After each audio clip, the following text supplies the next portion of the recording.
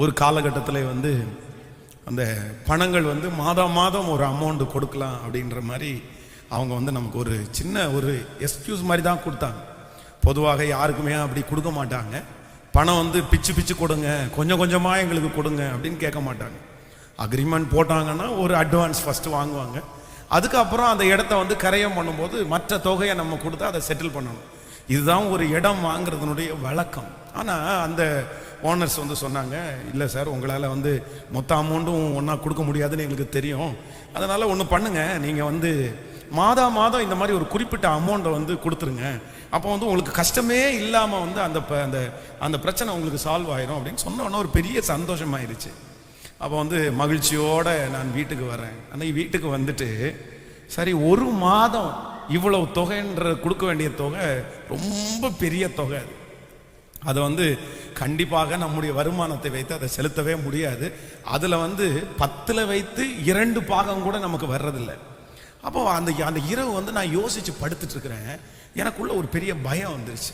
Sir, அப்படியே யோசிச்சு என்ன பண்ணுவோம், அந்த மாதம் கட்ட முடியலைன்னா என்ன பண்ணுறது, எப்படி இதை செய்ய போகிறோம், எப்படி இதை முடிக்க போகிறோம், வெட்கப்பட்டுருவோமோ, அப்படியே என் மனதில் வந்து யோசிச்சு இரவில் எல்லாருமே தூங்கிட்டாங்க. பாஸ்டம்மா தூங்கிட்டாங்க, பிள்ளைங்க தூங்கிட்டாங்க. என்னால் சுத்தமாக தூங்கவே முடியல. 1 மணி வரைக்கும் தூங்க முடியல, 2 மணி வரைக்கும் தூங்க முடியல, 4 மணி வரைக்கும் தூங்க முடியல. அந்த காரியத்தை வந்து யோசிச்சு மைண்டெல்லாம் ரொம்ப சூடாயிடுச்சு. அப்படியே அன்னைக்கு முழுக்க வந்து ஒரு நிமிஷம் கூட தூங்காம அப்படியே காலையில் ஃப்ரெஷ்ஷாக எழுந்திரிச்சு உட்காந்துருக்கிறேன். பாஸ்டம்மா ரூம்லேருந்து வெளியே வந்து நான் எப்போ தனியாக செப்பரேட்டாக மோஸ்ட்லி படுத்துருவேன். வந்து என்னாச்சு, இன்னைக்கு காலையில் ரொம்ப சீக்கிரமாக எழுந்திரிச்சிருக்கிறீங்க அப்படி. இல்லை, நான் இன்னைக்கு ஃபுல்லாக தூங்கவே இல்லை அப்படின்னு. ஏன் அப்படின்னாங்க. இல்லை, எனக்கு இந்த காரியத்தை குறித்து ஒரே யோசனையாக இருக்குது, நான் ரொம்ப திங்க் பண்ணிகிட்டே இருக்கிறேன், என்ன பண்ணுவேனோ அப்படின்னு. சரி, அதெல்லாம் ஒன்றும் ஆகாது, கர்த்தர் தானே ஆரம்பித்தார் அப்படின்னு அவங்க நிறைய ஆறுதல் சொன்னாங்க. ஆனால் எனக்கு அது ஒரு பெரிய ஆறுதலாகவும் இல்லை. என்னதான் இருந்தாலும் சில நேரத்தில் ஆண்டவரே நம்மகிட்ட பேசினாதான் சில ஆறுதல்கள் வரும். அப்போ வந்து ரொம்ப துக்கத்தோட ஆலயத்துக்குள்ளே வர்றேன். அன்றைக்கு காலையில் முழுவதும் யோசிக்கிறேன். மதியானம் சாப்பிட முடியல, காலையில் சாப்பிட முடியல. அன்றைக்கு இரவு நேரம் வருகிறது. அந்த 2வது நாளாக தூக்கம் போயிட்டு இருக்குது. 2வது நாளாக தூங்க முடியல. அதே போல் பெட்டில் போய் படுக்கிறேன். கண்ணுக்கு முன்னாடி அந்த தேவை வந்து நிற்கிறது, ஒரு பெரிய பர்வதம் போல் வந்து நிற்கிது. என்ன பண்ணுறேன்னே தெரில. இரவு ஒரு 12:30 மணி 1 மணி அப்படியே எழும்பி என்னுடைய இடத்துல உட்காந்துட்டு கண்ணை மூடி, ஆண்டவரே எனக்கு என்ன பண்ணுறேன்னு தெரில, எனக்கு முன்பாக பெரிய தேவை இருக்குது, நான் ரொம்ப யோசிக்கிறேன், இப்படியே இருந்தால் நான் திரும்ப சிக்காயிருவனோ அப்படின்னு எனக்கு பயமாக இருக்குது. நான் இப்படியே தூங்காமல் இருந்தால் நம்ம ரொம்ப சிக்காயிருவேன்னு எனக்கு தோணுது. அதனால் எனக்கு ஏதாவது ஒரு ஹெல்ப் பண்ணுங்க, எனக்கு உதவி செய்யுங்க. நீங்கள் அந்த இடத்த கொடுக்குறீங்களோ இல்லையோ, இப்போ என்ன வந்து நீங்கள் வந்து நான் வந்து இந்த யோசனையிலிருந்து வெளியே வரணும் அப்படின்னு. அப்போ வந்து என்னுடைய மனதுக்குள்ள ஒரு சத்தம் கேட்குது, இது யாரோட ஊழியம், இதற்கு எஜமானன் யார், இது யாரோட ஊழியம், இதற்கு எஜமானன் யார். உடனே நான் ஆண்டவரை பார்த்து சொல்றேன், ஆண்டவரே இது உங்களோட ஊழியம், இதனுடைய எஜமானன். உடனே என் மனசுக்குள்ள ஓடுது, ஒரு வேலைக்காரர் இருக்கிறாரு, ஒரு ஓனர் இருக்கிறாரு. ஒரு ஓனர், அந்த கடையினுடைய பாரம் ஓனருக்கு தான். வேலைக்காரங்க வந்து வேலையை முடிச்சுட்டு என்ன பண்ணுவாங்க, போய் அவ்வளவுதான் படுத்துருவாங்க.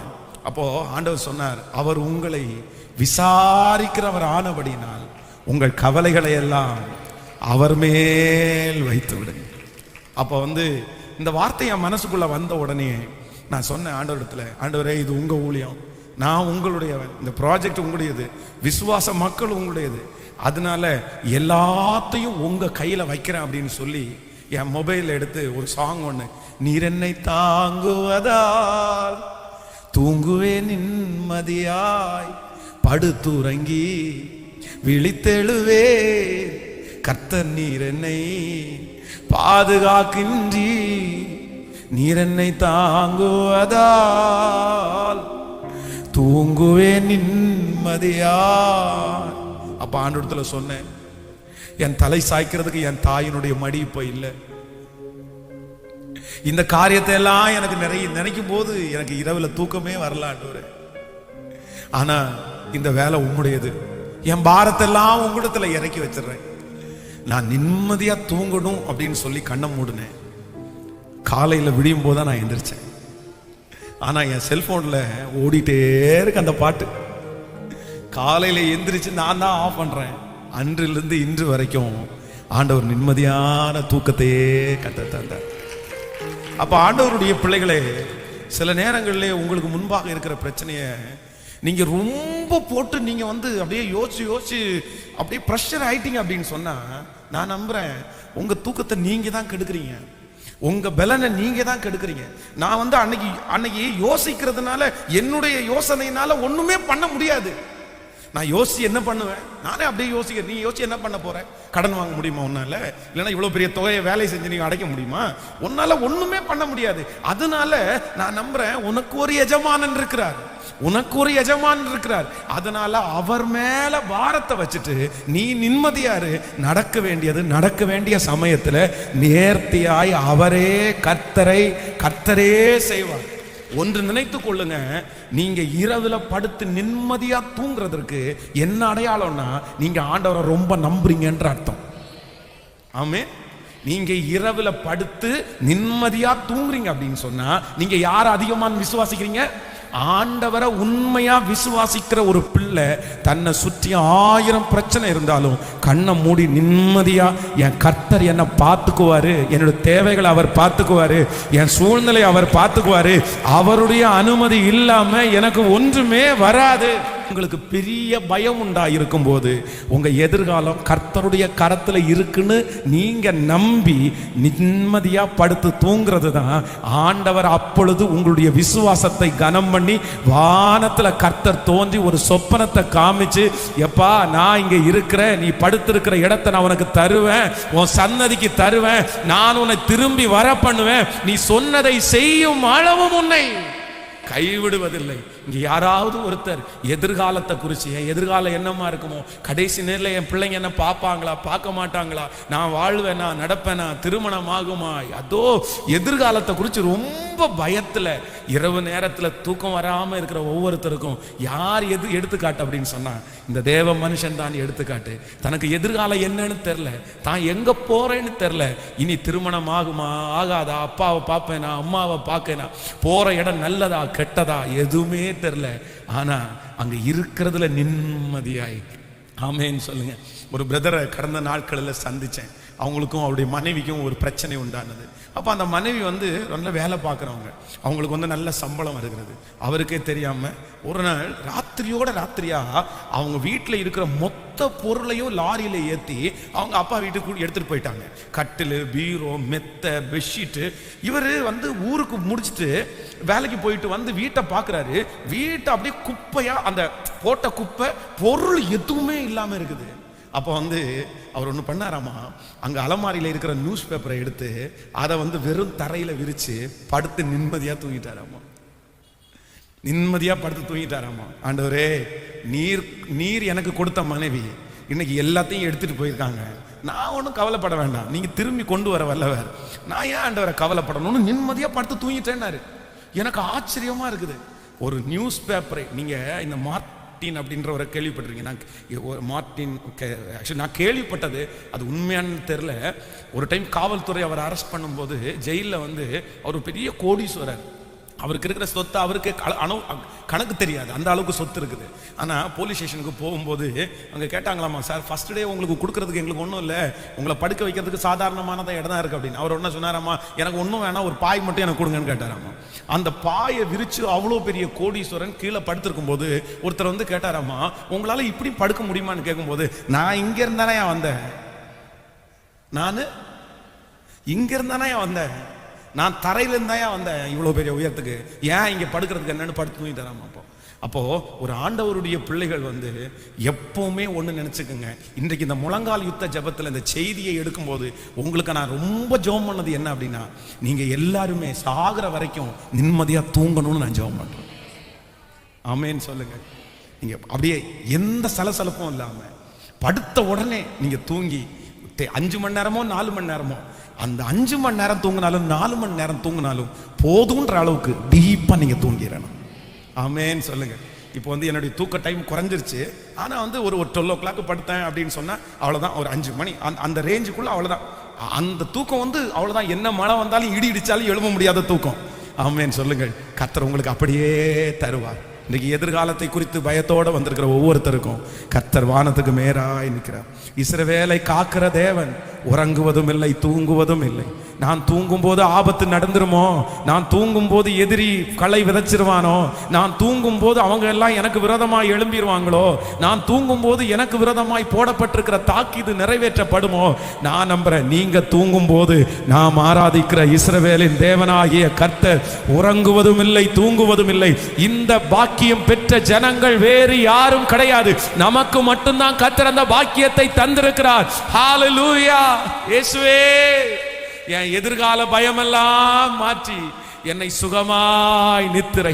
இப்பொழுது இந்த முழங்கால் யுத்த ஜெபத்திலே இந்த செய்தியை கொடுக்கும் போதே நான் ஜெபிக்கிறேன். எந்த சகோதரன், எந்த சகோதரி எதிர்காலத்தை குறித்து, பிள்ளையினுடைய எதிர்காலத்தை குறித்து என்னவாகுமோ, என் பிள்ளை எதிர்காலத்தில் என்னவாயிருவானோ, என் மேல என்ன மாதிரி கஷ்டப்படுவானோ, கை கட்டி நின்றுவானோ, ஒன்னும் இல்லாம போயிருவானோ, எதிர்காலத்தை குறித்து யாரெல்லாம் பயத்தோட தூங்காம கஷ்டப்படுறாங்களோ, தேவனுடைய சமூகத்திலிருந்து புறப்படுகிற தெய்வீக சமாதானம், தேவனுடைய ஒரு பெரிய அரவணைப்பு, தேவனுடைய ஒரு பெரிய பாதுகாப்பு இப்பொழுது என்னுடைய பிள்ளையை நிழலிட்டு, ஹalleluya, இனி எதிர்காலத்தை குறித்து நான் பயப்பட மாட்டேன், நிம்மதியா. ஓ ஹalleluya. எதிர்த்தெழுவோ பெருகினாலும் கர்த்தர் கைவிட்டா என்று சொன்னாலும், எதிர்த்தெழுவோ பெருகினாலும் கர்த்தர் கைவிட்டா என்று சொன்னாலும், கேடகம் நீதா, மகிமையும் நீதா, தலை நீ மீற செய்பவர் நீ. பாடு. மகிமையும் நீதா, தலை நீ மீற செய்பவர் நீதான். பாடு துவங்கி வீழித்தேழுவே கர்த்தர் நீர் என்னை பாது. கரங்களை தட்டி பாடுவோம். இயேசுவே, இப்பொழுது அந்த அபிஷேகம், நீர் என்னை பாதுகாக்கின்றீ, நீர் என்னை தாங்குவதா, தூங்குவேன் நிம்மதியா. சொல்லு, நீர் என்னை தாங்குவதா, தூங்குவேன் நிம்மதியா.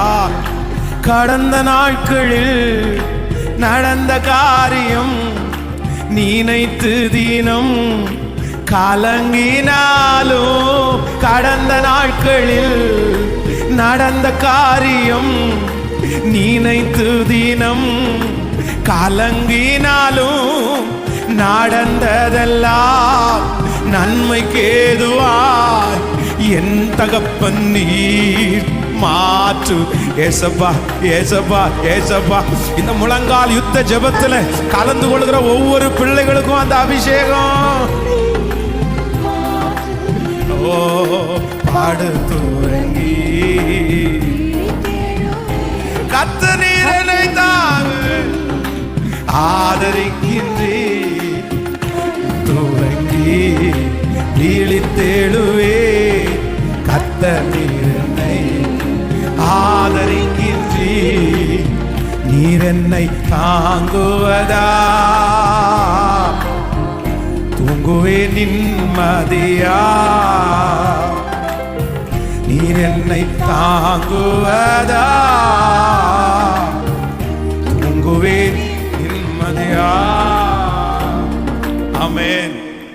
தூங்காம படுத்து கிடந்து யோசிச்சு யோசிச்சு உங்க உடம்ப நீங்க கெடுத்துக்காதீங்க. நான் நம்புறேன், நாளைய தினத்தை கர்த்தர் பார்த்து கொள்ளுவார். எதிர்காலம் அவருடைய கரங்களில் இருக்குது. நீங்க யாரும் சோர்ந்து போகாதீங்க. எதையுமே ஒன்று உங்களுக்கு சொல்றேன், நீங்க எல்லாத்தையுமே 9 மணிக்கு நீங்க படுக்க அறைக்கு போறீங்களா, 8 மணிக்குள்ள எல்லாத்தையும் நீங்க மறந்துடணும். நீங்க நைட் அந்த சாப்பாடு சாப்பிடுறீங்க பாருங்க, அந்த சாப்பிட்ற டைம் எல்லாத்தையும் நீங்க விட்டுறணும். நீங்க போகும்போது, பெட்ரூமுக்கு போகும்போது எதையுமே கொண்டு போக கூடாது. நாளைக்கு என்ன பண்ணுவேன், கடன்காரனுக்கு என்ன பண்ணுவேன், என் பிள்ளை என்ன பார்க்குமா, சாப்பாடு தருமா, நான் விழுந்துருவேனா, நான் அப்படி பண்ணிடுவேனா, நாளைக்கு எனக்கு ஆப்ரேஷன், நாளைக்கு எனக்கு அப்படி பண்ணுது. அதான் ஆண்டவர் சொல்றாரு, நாளைய தினத்தை குறித்து நீ நாளைய தினத்தும் உன்னை குறித்து கவலைப்படும். கவலைப்படுவதனால் எவன் தன் சரீரத்திலே ஒரு முளத்தை கூட்டுவான். கூட்ட முடியாது. வெள்ளையா இருக்கிற முடிய கருப்பாக்க முடியாது, கருப்பா இருக்கிற முடிய வெள்ளையாக்க முடியாது. எதுவுமே செய்ய முடியாது. நீங்க கவலைப்படுறது லாபம் கிடையாது, அது நஷ்டம். ஆமேன்னு சொல்லுங்க. அதனால ஆண்டவர் இந்த ப்ராஜெக்ட்ல எனக்கு கற்றுக் கொடுத்த அந்த 2 நாள் நாம் போராடின போராட்டம் நினைச்சு நினைச்சு நினைச்சு நினைச்சு என்ன பண்ணுவேனோ அவ்வளவு கலக்கம். ஆனா ஆண்டவர் சொல்றாரு, என் கையில கொடுத்துட்டே இல்லை, நடந்தாலும் ஸ்தோத்திரம், நடக்கலனாலும் ஸ்தோத்திரம், விட்டுரு. நான் அப்படிதான் என்ன மோட்டிவேட் பண்ணேன், விட்டுரு, நடந்தா பார்த்துக்கலாம், கிடைச்சா ஓகே, கர்த்தருக்கு ஸ்தோத்திரம், அது ஆண்டவருடைய ஊழியம். கிடைக்கல அப்படின்னா அதை விட பெஸ்டா கர்த்தர் தர போறாரு. நீ ஏன் பயப்படுற? உன்னால காசு கொடுத்து வாங்க முடியலையா, உனக்கு ஃப்ரீயா கொடுக்கறது மாதிரி கர்த்தர் கொடுப்பாரு, அவ்வளவுதான் அப்படின்னு நினைச்சு நானே நினைச்சு இந்த பாட்டை நான் மறக்கவே முடியாது. ஆண்டவருடைய பிள்ளையை எனக்கு ஒரு நோட்டு இது ரொம்ப பிடிச்ச பாட்டு. இந்த பாட்டை அன்றைக்கு முடிச்சுட்டு அதுக்கப்புறம் பார்த்தீங்கன்னா பல நாட்கள் இந்த பாட்டை அழுதுட்டே பாடியிருக்கிறேன். அதனுடைய அந்த வரிகளை பார்த்தீங்கன்னா ரொம்ப அழகா இருக்கும். அடுத்த சரணம் பார்த்தீங்க அப்படின்னா, எதிர்த்து எழுவோர் பெருகினாலும் கர்த்தர் கைவிட்டார் என்று சொன்னாலும் நீ பயப்படாத, கேடகமும் நான் தான், மகிமையும் நான் தான், உன் தலையை நிமிர பண்ணுகிற தேவா. ஆமென் சொல்லுவோம். ஹல்லேலூயா. நான் நம்புறேன் இந்த சத்தத்தை கேட்கறவங்க யாரு, இந்த திருச்சபையில் இருக்கிற உங்களுக்கும் அப்படிதான், வெளியில இருக்கிற பிள்ளைகளுக்கும் அப்படிதான். இனி எதிர்காலத்தை குறிச்ச பயத்தினால உங்க தூக்கம் டிஸ்டர்ப் ஆகாது. இனி சொப்பனங்களினால உங்க தூக்கம் டிஸ்டர்ப் ஆகாது. இனி சத்துருவினால உங்க தூக்கங்கள் டிஸ்டர்ப் ஆகாது. தேவனாகிய கர்த்தர் உங்களுக்கு நிம்மதியான நித்திரையை கட்டளையிட்டு உங்களை சுகமாய் நடத்த போறாரு. ஹல்லேலூயா. பாடலாமா சேர்ந்து? முடிஞ்சவங்க என்னோடு கரங்களை தட்டி ஹல்லேலூயா. நன்றி ஆண்டவரே, நன்றி. எதிர்த்தெழுவோ பெருகினாலும் கர்த்தர் கைவிட்டார் என்று சொன்னாலும், எதிர்த்தெழுவோ பெருகினாலும் கர்த்தர் கைவிட்டார் என்று சொன்னாலும், கேடகம் நீதான், மகிமையும் நீதான், தலை நிமிர செய்பவன் நீதான், கேடகம் நீதான் இயேசுவே. திரும்ப திரும்ப சொல்லுவோம், கேடகம் நீதான், கேடகம் நீதான். அப்பா அப்பா, திரும்ப திரும்ப கேடகம் நீதான், தலை நிமிர. இந்த வார்த்தையை அறிக்கை செய்ய நீ குனிந்த இடத்துல உங்கள் தலையை நிமிர பண்ணுவார் கர்த்தர். சொந்தங்களுக்கு முன்பாய் தலையை நிமிர பண்ணுகிற கர்த்தர். சத்தமா இயேசுவேன்னு கூப்பிடுறவங்க கூப்பிட்டு, ஜெபிக்கிறவங்க ஜெபிங்க, பாடுறவங்க பாடுங்க. அவருடைய பிரசன்னம் அநேகரை சந்திக்கிறது, அவருடைய மகிமை அநேகரை சந்திக்கிறது. பாடு தூரங்கி விழித்தேழுவே, கர்த்தர் நீர் என்னை ஆதரிக்கின்றீ. பாடு தூரங்கி விழித்தேழுவே, கர்த்தர் நீர் என்னை. நீர் என்னை தாங்குவதா, தூங்குவே நிம்மதியா. நீர் என்னை அப்பா, இப்போ அந்த வாலிப தம்பியினுடைய தூக்க டிஸ்டர்பன்ஸ் மாறட்டும், அந்த தங்கச்சிக்கு மாறட்டும். நீர் என்னை தாங்குவதா, தூங்குவே நிம்மதி. கடந்த நாட்களில் நடந்த காரியம் நினைத்து தினம் கலங்கினாலும், கடந்த நாட்களில் மகனே நீதானே அப்படி நினைச்சிட்டு வந்திருக்கிற. கலங்கி நடந்ததெல்லாம் நன்மைக்கு ஏதுவாய் என் தகப்பன் நீ மாற்றுகிறீ. நடந்ததெல்லாம் இயேசுவே. சொல்லுங்க ஒரு 5 டைம், நடந்ததெல்லாம் நன்மைக்கே. இப்போ இந்த முழங்கால் யுத்த ஜெபம் பண்ணும்போது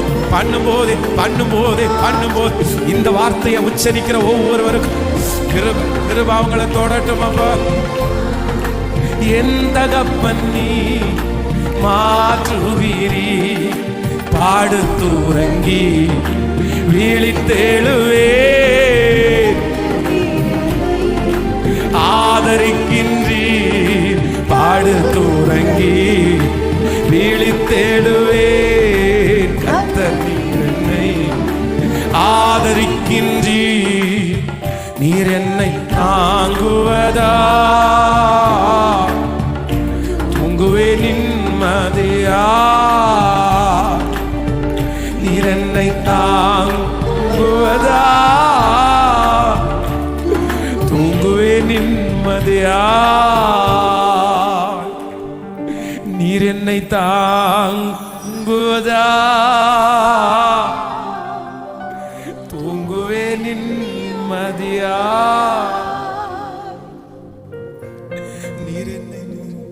நீர் என்னை தாங்குவதா,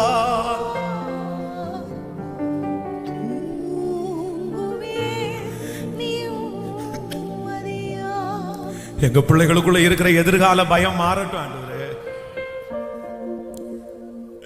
கடந்த நாட்களில் நடந்ததை வச்சு அவங்களுக்கு இருக்கிற இந்த பயம் மாறட்டும் ஆண்டவரே. படுத்துறங்கி விழித்தெழுவே, படுத்துறங்கி விழித்தெழுவே, படுத்துறங்கி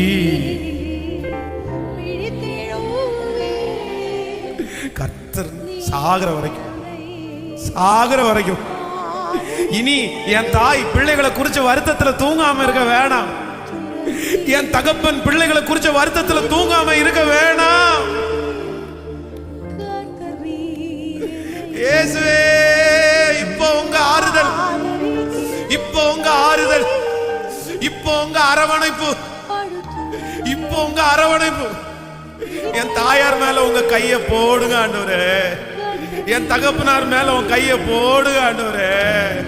ஒரு கைய தலையில வச்சுட்டு இன்னொரு கைய சேர்த்து நான் கட்டி அணைப்பேன்னு சொன்னீங்கல்ல என் வாலிப தம்பி மேல, தங்கச்சி மேல. இப்போ ஒரு கைய தலை மேலையும் இன்னொரு கைய கட்டி அணைச்சோம்.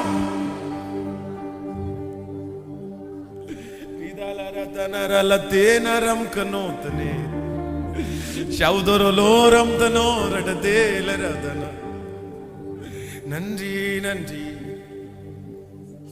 நன்றி நன்றி. ஆமென் சொல்லுவோம். கைகளை உயர்த்தி ஒரு ஹல்லேலூயா சொல்லுவோம். ஸோ நம்முடைய வாழ்க்கையில் எதையுமே எங்கே கொண்டு போயிடக்கூடாதுன்னா, படுக்க அறைக்கு மட்டும் எதையுமே என்ன கொண்டு போயிடக்கூடாது, எந்த யோசனையும் கொண்டு போயிடக்கூடாது. ஸோ எதிர்காலத்தை குறித்து ஒரு கேள்விக்குறி இருந்தால் கூட, ஏன்னா நம்ம எதிர்காலம் கர்த்தருடைய கையில் இருக்கிறதுனால நம்ம என்ன பண்ணிடணும்னா, கர்த்தர் பார்த்துக்குவாரு. நமக்கு அன்னைக்கு சாப்பாடு, துணி, படுக்கிற இடம் கொடுத்துருக்கிறாரா, அது எந்த இடமா இருந்தால் கூட நான் நம்புகிறேன், ஒரு நாள் தரையில் படுத்தாலும் இன்னொரு நாள் மெத்தையில் படுக்க வைப்பார். அது ஒரு பெரிய விஷயமே இல்லை. அதனால் நான் இப்படி இருக்கிறேனே அப்படின்னு நினைக்காதீங்க. ஆண்டவர் எல்லா சூழ்நிலையும் மாற்றுவார். ஹல்லேலூயா. எந்த பிள்ளையை நினைச்சு நீங்கள் தூங்காமல் அழுதுட்டு இருக்கிறீங்களோ, நான் நம்புகிறேன் அந்த பிள்ளை நிமித்தம் நிம்மதியாக தூங்குற ஒரு நாளை கர்த்தர் கண்டிப்பாக உங்களுக்கு தருவார். அந்த பிள்ளையை நினைக்கும் போது உங்களுக்கு ஒரு பெரிய ஆறுதலாக ஆண்டவர் மாற்றுவார். கர்த்தர் உங்களுக்கு ஒரு பெரிய ஆறுதலை தருவார். ஆமென். ஸோ ரெண்டாவதாக வேதத்தில் ஒரு நிம்மதியாக தூங்குற ஒரு மனுஷனை நான் பார்க்கும்போது எனக்கு ஆச்சரியமாக இருந்துச்சு. அப்போஸ்தலர் நடபடிகள் 12ஆம் அதிகாரத்தை வாசிக்கலாமா? அப்போஸ்தலர் நடபடிகள் 12ஆம் அதிகாரத்தில் 5வது வசனத்திலிருந்து வாசிக்கலாம். அப்படியே பேதுரு சிறைச்சாலையிலே காக்கப்பட்டிருக்கையில் சபையார் அவனுக்காக தேவனை நோக்கி ஊக்கத்தோடே ஜெபம் பண்ணினார்கள். ஏரோது அவனை வெளியே கொண்டு வரும்படி குறித்த நாளுக்கு முந்தின நாள் ராத்திரியிலே பேதுரு 2 சங்கிலினாலே கட்டப்பட்டு 2 சேவர்கள் நடுவே நித்திரை பண்ணி கொண்டிருந்தான். போதும், எவ்வளவு ஆச்சரியமா இருக்குல்ல. எனக்கு இது வசனத்தை வாசிக்கும் போது எப்படி தூக்கம் வந்துச்சு. 2 கையில சங்கிலி, பக்கத்துல 2 சேவகர்கள். நாளைக்கு காலையில சிறைச்சாலையிலிருந்து வெளியே கொண்டு வந்து என்ன வேணாலும் பண்ணலாம். கழுத்தை எடுக்கலாம், கையை காலை எடுக்கலாம், இல்லைன்னா தூக்கு மரத்தில் தூக்கி போடலாம். நாளைக்கு அவங்க என்ன இவனுக்கு விரோதமாக என்ன பதில் சொல்றாங்கன்னு தெரியாது. நாளைக்கு எவ்வளவு பெரிய பிரச்சனை இவனுக்கு இருக்குன்னு தெரியாது. அதுவும் 2 பேர் 2 பக்கத்துல நிக்கிறாங்க. அது எனக்கு ரொம்ப ஆச்சரியமா இருந்தது. நடுவிலே ஏரோது அவனை வெளியே கொண்டு வரும்படி குறித்த நாளுக்கு முந்தின நாள் ராத்திரியிலே பேதுரு 2 சங்கிலிகளினாலே கட்டப்பட்டு 2 சேவகர்கள் நடுவிலே நித்திரை பண்ணி கொண்டிருந்தான். காவற்காரரும் கதவு முன்னிருந்து சிறைச்சாலையை காத்து கொண்டிருந்தார்கள். அப்பொழுது கர்த்தருடைய தூதன் அருகே வந்து நின்றான். அறையிலே வெளிச்சம் பிரகாசித்தது. அவன் பேதுருவை விலாவிலே தட்டி சீக்கிரமாய் எழுந்திரு என்று அவனை எழுப்பினான். உடனே சங்கிலிகள் அவன் கையில் இருந்து கலண்டு விழுந்தது. ஆமென். தேவதூதன் வரும்போது லைட்ன்றது 100 வாட்ஸ் மாதிரியா இருக்கும். எப்படி இருக்கும்? அந்த ரூமே பளிச்சுன்ற அளவுக்கு என்ன ஆயிடுச்சு. நம்ம நிறைய பேருக்கு லைட்டு போட்டா என்ன வராது?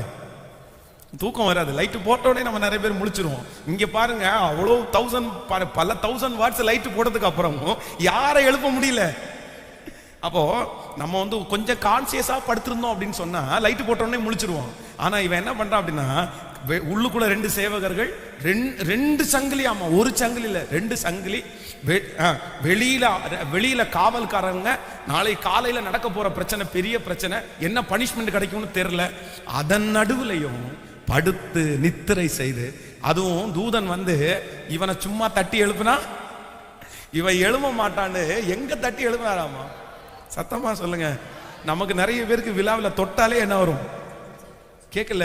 நமக்கு ரொம்ப சென்சிட்டிவான பிளேஸ் எது? விழா. ரொம்ப சென்சிட்டிவா இருக்கும். அந்த இடத்துல பாத்தீங்கன்னா எல்லாரும் அப்படியே அப்படியே இது பண்ணுவாங்க. அவ்வளவுதான், அது பண்ணவே முடியாது. அப்போ ஆண்டவர் அவ்வளவு சென்சிட்டிவா தொட்டிருக்காரு அவனை. எந்திரி அப்படின்னு. அப்போ நான் நம்புறேன், தன்னுடைய வாழ்க்கையிலே ஒரு பெரிய ஆபத்தை சந்திக்க போகும்போது கூட பேதுரு அவர் அனுமதி இல்லாம என்ன ஒண்ணுமே பண்ண முடியாதுயா. அவனுக்காக சர்ச்சில் இருக்கிறவங்க எல்லாம் ராத்திரி ஆல் நைட் பிரேயர் நடத்திட்டு இருக்காங்க. அங்க ஜெபம் நடந்துட்டு இருக்குது. ஆனா இவரு அதான் ஊழியக்காரன், அதான் ஆண்டவருடைய பிள்ளை. அவங்க எல்லாம் ஆண்டவரே ஆண்டவரே ஆண்டவரே ஆண்டவரே பேதுருவை கொண்டு போயிட்டாங்க. என்ன பண்ண போறாங்களோ, நாளைக்கு கொண்டுருவாங்களோ, இன்னைக்கு கொண்டுருவாங்களோ தெரியலன்னு ஆல் நைட் பிரேயர் ஆரம்பிச்சிட்டாங்க. ஆனா இவன், நீங்க பண்ணுங்க, நான் என்ன பண்ண முடியும்? அதுக்காக எனக்கு குறிச்சிருக்கிற நாள்ல கர்த்தரனை எடுத்துக்கவே மாட்டார். நான் நம்புறேன், அப்படி பேதுரு மாதிரி ஒரு தைரியத்தை இந்த ஜெபத்துல இந்த சத்தத்தை கேட்கிறவங்க எல்லாருக்குமே தரணும். நாளைக்கு காலையில மேஜர் ஆபரேஷன் அப்படின்னு சொல்லுவாங்க. ஆனா இன்னைக்கு ராத்திரி நீங்க நிம்மதியா படுத்து தூங்கணும். நாளைக்கு காலையில உனக்கு கோர்ட்டுக்கு முன்னாடி நிறுத்துவேன்னு சொன்னா கூட இன்னைக்கு நிம்மதியா படுத்து தூங்கணும்.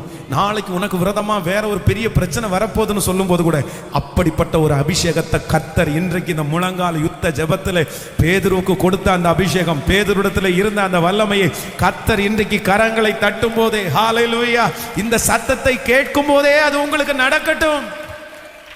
ஆமென். நடக்கட்டும். கைகளை உயர்த்தி சொல்லுங்க பார்க்கலாம், ஆண்டவரே அப்படிப்பட்ட ஒரு அபிஷேகத்தை நாங்கள் வாஞ்சிக்கிறோம். எங்களுக்கு விரோதமாய் மலையை போன்ற பிரச்சனைகள், பெரிய மிரட்டல்கள் இருந்தாலும் நிம்மதியாய் படுத்து நித்திரை செய்யக்கூடிய ஒரு அபிஷேகத்தை. ஹல்லேலூயா. நீர் தர வல்லவர் ஆண்டவரே, நீர் தர வல்லவர். நீர் எனக்கு தர வல்லவர். நான் உங்க மடியில, உங்க சமூகத்துல, உங்க பிரசன்னத்துல, ஹல்லேலூயா, ஓ விழித்தெழுவோ, எதிர்த்தெழுவோ, பெருகினாலும் கர்த்தர் கைவிட்டார் என்று சொன்னாலும் கேடகம் நீதான், மகிமையும் நீதான், தலை நிமிர கேடகம் நீதான், மகிமையும் நீதான், தலை நிமிர செய்பவர் நீ. இப்ப சொல்லுங்க பார்க்கலாம், ஒரே குரலாய், படுத்துறங்கி விழித்தெழுவே, கண்ணை திறந்து பார்க்கும் போது கர்த்தர் நீர் என்னை பாப்பா பாப்பா நான் பார்ப்பேன். இந்த முழங்கால் யுத்தத்து ஜெபத்திற்கு பிற்பாடு காலையில நான் எழும்பும் போது உங்க மடியில நான் விழிப்பேன். உங்க சார்புல உங்க முகத்தை நான் தரிசிப்பேன். உங்க முகத்தை நான் பார்ப்பேன். ராத்திரி முழுக்க என்ன உங்க கையில தாங்கிறத நான் உணர்வேன். நன்றி அப்பா. ஆமென் சொல்லுங்க. நம்பர் 3, மூணாவது ஒருத்தர் தூங்குறாரு பாரு, நம்ம ஹீரோ ஒருத்தர் பாருங்க. மத்தேயு 8ஆம் அதிகாரம் 24வது வசனத்தை வாசிக்கலாமா? மத்தேயு 8ஆம் அதிகாரத்திலே 8ஆம் அதிகாரம் 24வது வசனத்தை எடுத்துக்கொள்ளலாம். மத்தேயு 8ஆம் அதிகாரத்தில் 24வது வசனத்தை வாசிக்கும் போது, அப்பொழுது படவு அலைகளினால் மூடத்தக்கதாய் கடலில் பெரும் காற்று உண்டாயிற்று, அவரோ நித்திரையாயிருந்தார். அப்பொழுது அவருடைய சீடர்கள் வந்து அவரை எழுப்பி, ஆண்டவரே எங்களை ரட்சியும், மடிந்து போகிறோம் என்றார்.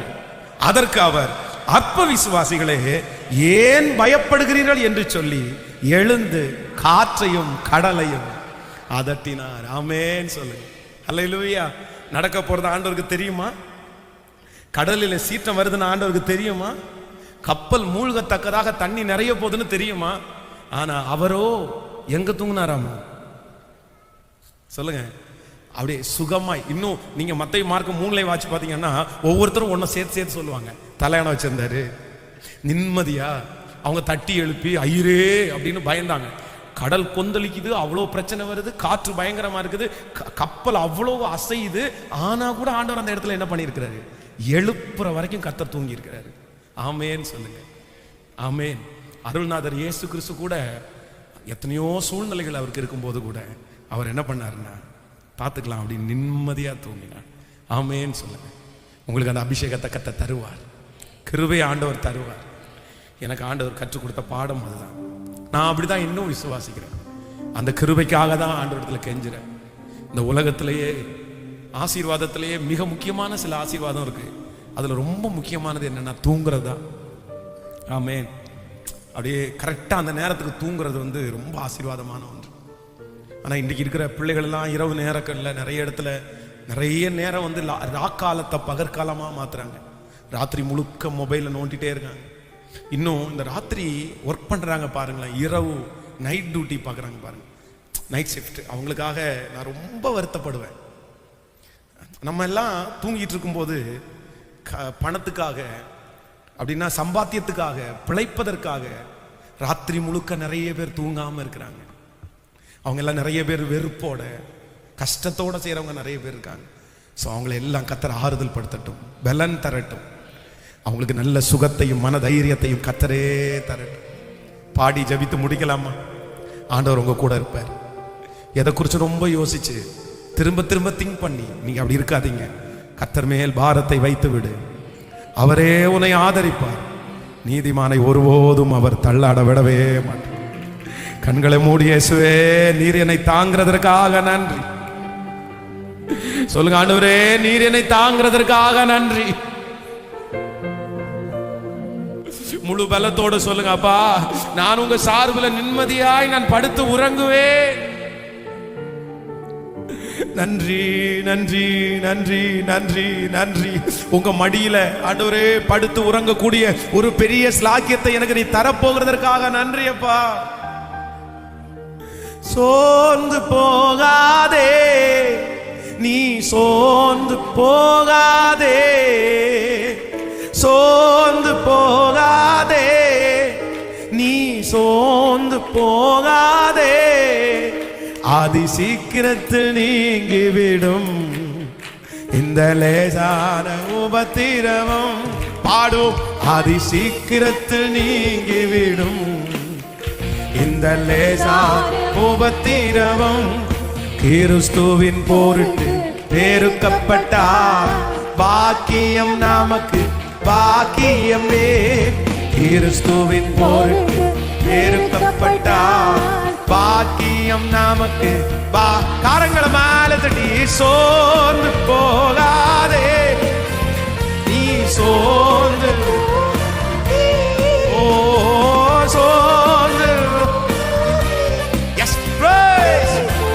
விசுவாசத்தோடு அதி சீக்கிரத்தில் நீங்கிவிடும், சீக்கிரத்தில் நீங்கிவிடும் இந்த லேசா உபத்திரவம். அதி சீக்கிரத்தில் நீங்கிவிடும் இந்த லேசான. ஈடு இணையில்லா மகிமை, ஈடு இணையில்லா மகிமை இதனால் நமக்கு வந்திடுமே, ஈடு இணையில்லா மகிமை இதனால் எனக்கு வந்திடுமே. சோர்ந்து எஸ் பிரைஸ் ஆண்டவரே, இந்த சத்தம் துணிக்கப்படும் போது என் பிள்ளைகளுக்கு இந்த வார்த்தையின்படி ஒரு அற்புதம் நடப்பதாக. ராஜா, சோர்ந்து போகாதே, அதி சீக்கிரத்தில் நீங்கிவிடும் இந்த லேசான ஓ ஹalleluya.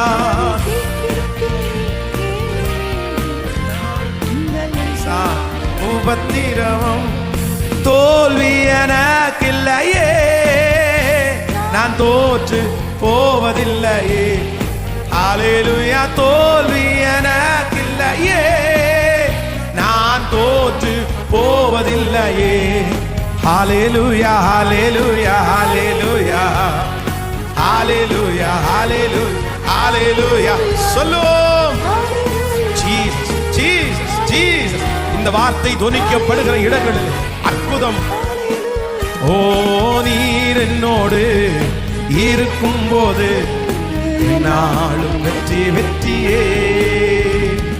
நீர் என்னோடு இருக்கும் போது நாளும் வெற்றி வெற்றியே. சீரைச்சாலை கதவுகளும் என் துதியினால் இடிந்து விடும்.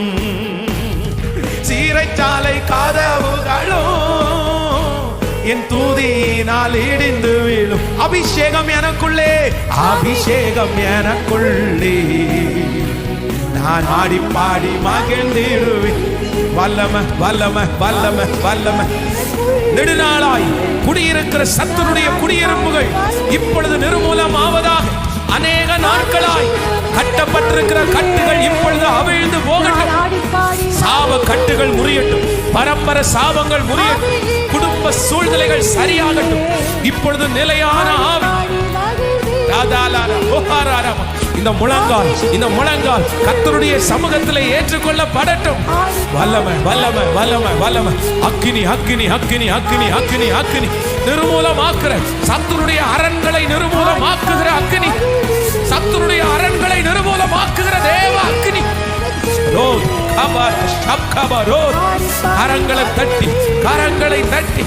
கர்த்தர் ஜெயித்தார், இயேசு ஜெயித்தார், இயேசு ஜெயித்தார், இயேசு ஜெயித்தார், இயேசு ஜெயித்தார், இயேசு ஜெயித்தார்.